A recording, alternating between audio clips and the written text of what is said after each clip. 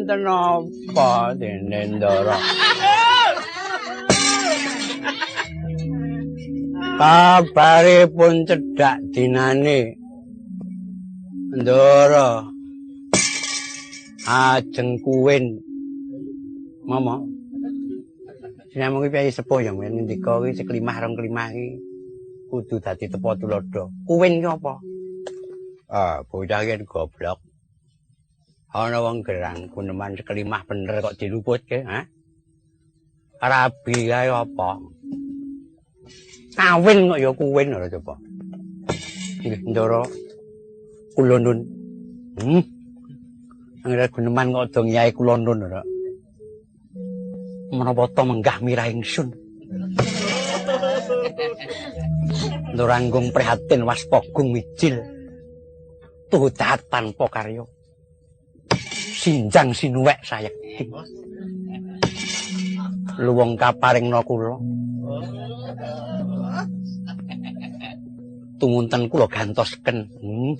Ana coba. Gantosken ki apa? Gadheke kae. Oh ngono. Dadi yen digadheke iki digantosake, saiki yen digentekke. Nggih dipun gentosaken. Yen digadheke dipun gantosaken. Bedane yen digentekke mau gane dipepet ga, yen digadheke mau gane melumah ka. Dadi wis bener, Kang. Wis ngono, nek kowe iki bab sastra aja maido aku. Yen digadheke piye mau Kang? Wah, Bagong iki suarane rek membleh-membleh ora. Ya gadheke ya gantosaken. Yen digentekke gentosaken. Yen digatekke ya digatosaken. Nanti ora nganggo kan ning gatosaken. Yen dilotrekke didominoken. Apa? Ora neng tembung kok dominoken ya ora. Ndara. Ndara. Niki napa sababe? Dene.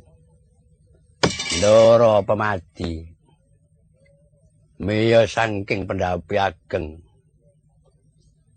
Juru rawat juru maca. Pagi anyar iki. Reng. Matur. Sapa kuwi? Mo apa to? Iku napa sababe dene Ndara juru rawat juru maca. Sing bener juru kunci. Ada. Mo, apa kuwi? Kae lho Duli. Yen tetangisan metu luwe kae tembunge kawi apa? Sok nek arep Kyai Sepuh nek ora ngerti kitakono, ngono. Sungkawara. Ku dhewe kleru ora. Oh. Gombal amah iki maca rawat maca kidung. Oh. Ora ngerti mbok wis guneman lumrah jemen bingung nek ngrungokke. Guneman iki aku kowe ngono wae. Kok kan tembung kawi engko drani lemu guneman tok nggo dhewe engko. Tetes kagunganipun Kaspa Ndara. Kaspa ki tela. Eluh kae. Apa Duli? Taspok sing bener iki. Anggere mentas dipopok. Niku napa sing ditrenggalek? Ora. Iki tanpa penerus ya. Ditinggalake malah wis kisruh ora coba. Genep rong dina sida gagang jrangking ngono ora.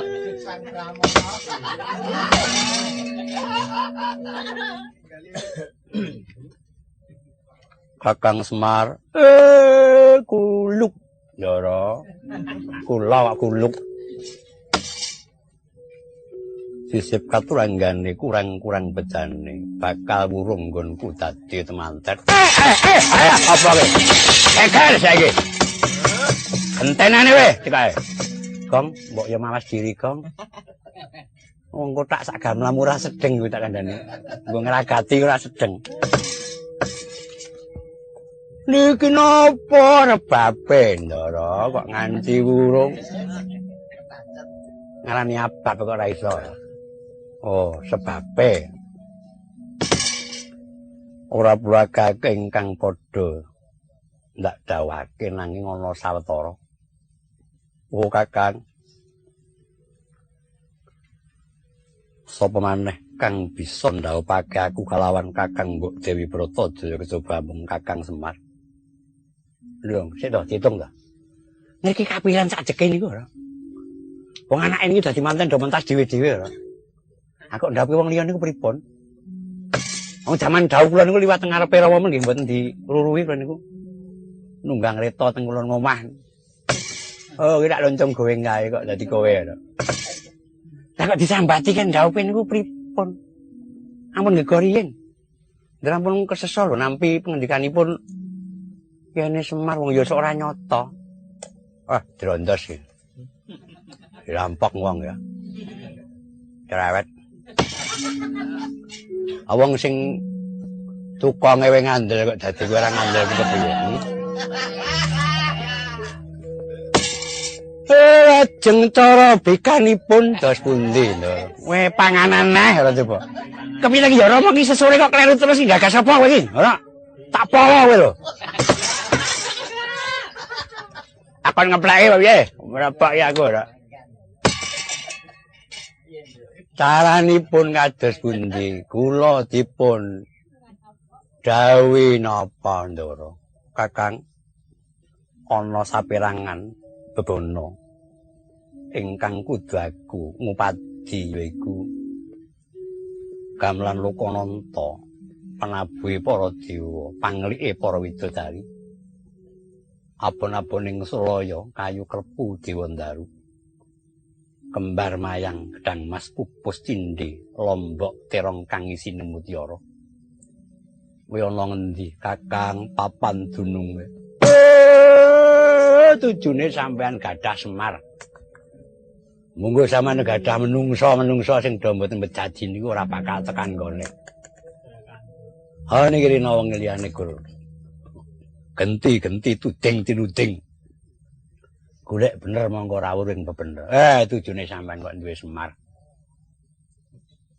Pancen niku sawijining bab kang abot, nanging abot wau bisa dadi enteng.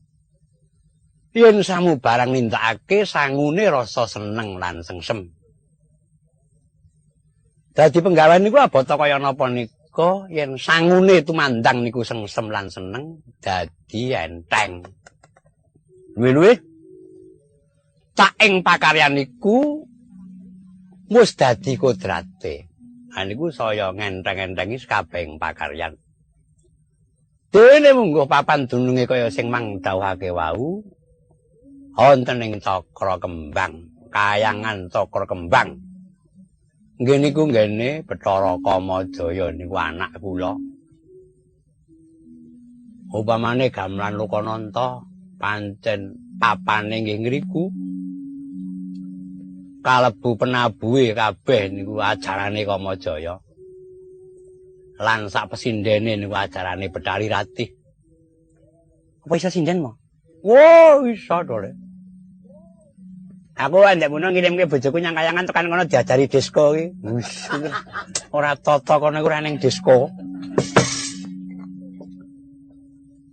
Ha niku kalebu abon-abon kaya sing mang dawuhke wau nggene kabeh enten Cakra Kembang.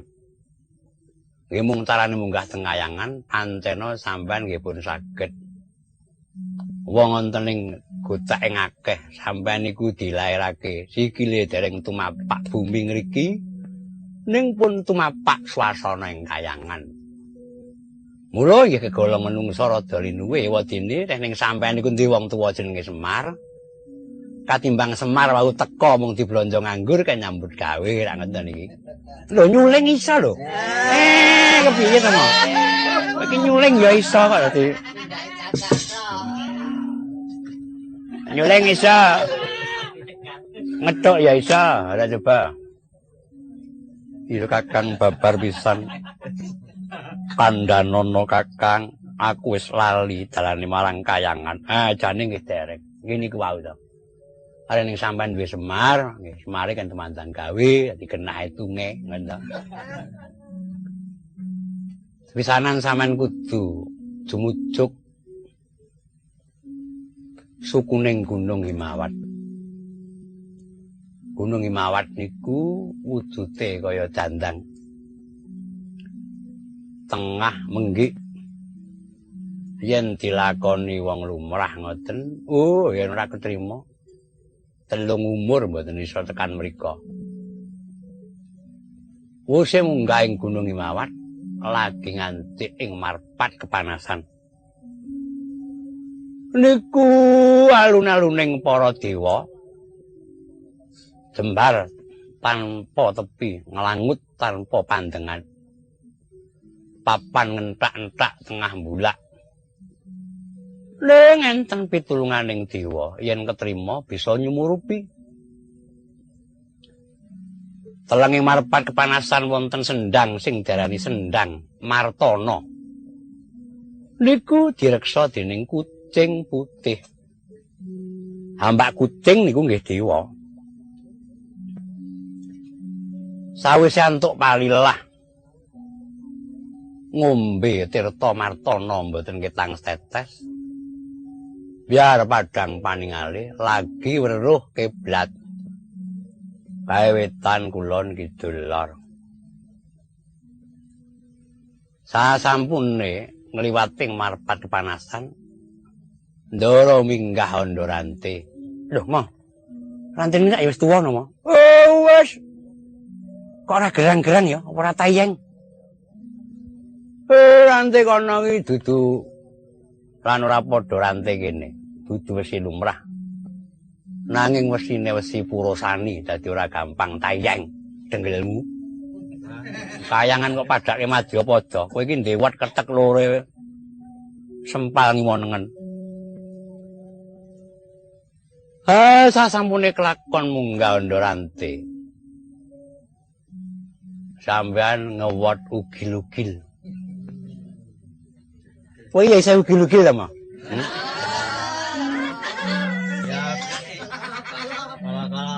Wong arane wat glak-agli ora iso ora. Wat ugil-ugil yo meneng. Sing wat obah terus kae. Kae jenenge wat ngaglik. Oh, ngaglik iki rak kampung. Wat galagil niku yen wong ora ketrima, wate obahe buanter banget. Nganti kaya kemetiran. Ketiran kok ketiran. Mangke yen ketrima wate anteng lan amba apa dene akeh gondelane. Ning yen mboten ketrima mrujut nggone gondelan wau. Kecemplung ing kawah Jayareja. Mirak mara tuamu. Jayareja bapake Ngatilah iki. Lah iya. Sing nggon geni mulat-mulat kae Duli, kae jenenge apa? Kae kuwehku. Kawah kok kuwehku. Yen pun lulus Raharja ngliwati niku lagi ndara bisa ngadeg teng ngareping lawang Sela Matangkep niku dijaga dewa loro cacahe, dewane punuk. Kulite ireng. Kok gak kliwon ya, Kang? Kliwon ngecekel, Pak. Kudu bisa mamet prana citra. Lho, mamet prana janggo citra mo. Niku minggah teng kayangan. Ketemu teng dewa sinten. Sampune ngriku ngambah delanggung prapatan. Prapatan sing gedhe wau yen ngaler. Tekan Kaendran yen ngidul. Tekan Ngargadahana. Ngargadahana niku kayangan sing becik dhewe. Sing padha kleru ngarani apik dhewe niku Kaendran ning kalah kalih Ngargadahana. Ngargadahana niku kayanganing Bathara Brahma kang kebak kaendahan kang sarwa budaya. Kalebu garwane Bathara Brahma. kalebu garwane Bathara Brama, Betari Saraswati niku dewataning budaya gaweane ngrebab. Nek nggon kuwi sawedok ngrebab ki sempruk ki jenenge. Kuwi lak pacangamu burung kae. Ya. Cari wangi ngentenge kene ngeboti kono ujug-ujug wis anu, lha coba. Niku Ndara yen ngulon tekan Ngarga Maruta kayanganing Bathara Bayu. Yen ngetan tekan Yomani Loka niku kayangane Sang Hyang Yama. Mula mangke Ndara parenga atut wuntat sak lampah kula. Sampun ngwini mengko ndak geblasuk. Lha aku piye mo? Kowe ora perlu nyang kayangan. Lho lha aku piye tak tinggal ngendi? Kowe ngenten ana kene wae. Kowe ora iso ndirgantara.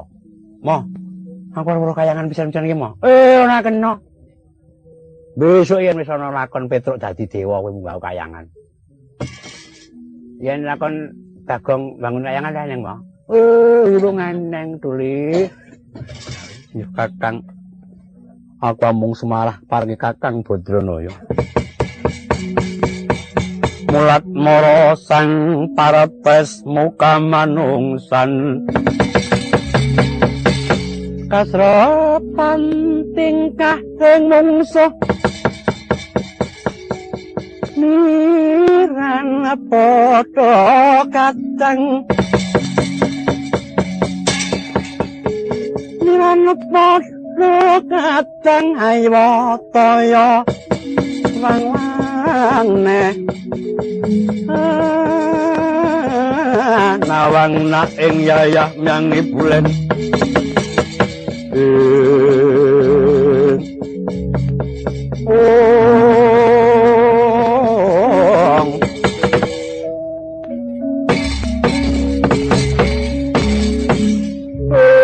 Ngoten Ndara. Suwawi kegantengan kula dherekaken tumunten lebeng karya Ndara.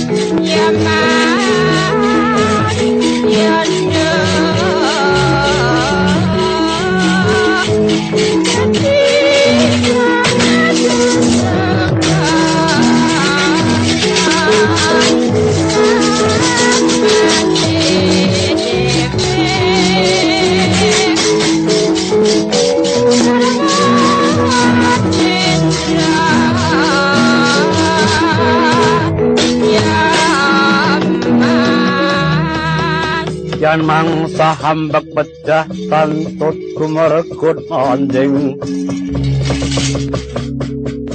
samudra toyogeng rakanyo banyu